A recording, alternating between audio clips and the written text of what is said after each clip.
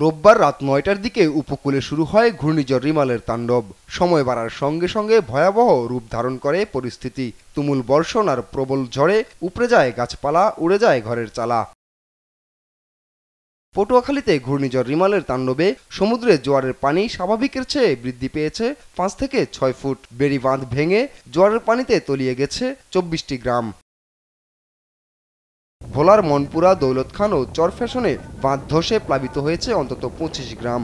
মেঘনার পানি বইছে বিপদসীমার উপর দিয়ে। উপকূলের ৩৮,০০০ মানুষকে নেওয়া হয়েছে আশ্রয় কেন্দ্রে। ঝড় তুফান হইতে আছে, এই গরু বাছুর আছে, আমরা এই কথা আমরা নিরাপত্তার লেগে আমরা আইসি সাইকেল সেন্টারে। প্রচুর ঝড় বৃষ্টি, তাই আশ্রয় কেন্দ্রে আছি, এখন নিরাপত্তায় আছি। চট্টগ্রামে আশ্রয় কেন্দ্রে নেওয়া হয়েছে প্রায় ১০,০০০ মানুষকে। এছাড়া রাতভর চট্টগ্রামের বিভিন্ন এলাকা পরিদর্শন করেন জেলা প্রশাসক। কিন্তু ব্যাপকভাবে আমরা মাইকিং করছি এখান থেকে যেন ঝুঁকিপূর্ণভাবে যারা বসবাস করছে, আকবরশাহ, ফিরোজ শাহ, মতি ঝর্ণা এলাকা, সেখান থেকে যেন বাসিন্দারা সরে যায়। এখানে কিন্তু হাজার হাজার মানুষ বসবাস করছে, এর মধ্যে উল্লেখযোগ্য অংশই কিন্তু আমরা সরিয়ে নিয়েছি।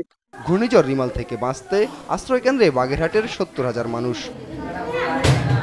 ঘূর্ণিঝড়ের প্রভাবে তীব্র জড়ো হওয়ায় বাগেরহাটের ৫ লক্ষাধিক মানুষ বিদ্যুৎ বিচ্ছিন্ন হয়ে পড়েছে। মোংলা, শরণখোলা ও মোরেলগঞ্জে বাতাসের চাপ সবচেয়ে বেশি। রাত বাড়তে থাকায় দমকা হাওয়াও বাড়ে পুরো জেলায়। এদিকে পটুয়াখালীতে পানির স্রোতে ভেসে গিয়ে একজন এবং সাতক্ষীরায় আশ্রয় কেন্দ্রে যাওয়ার পথে এক ব্যক্তির মৃত্যুর খবর পাওয়া গেছে। আপন অপু, নিউজ ডেস্ক, দেশ টিভি।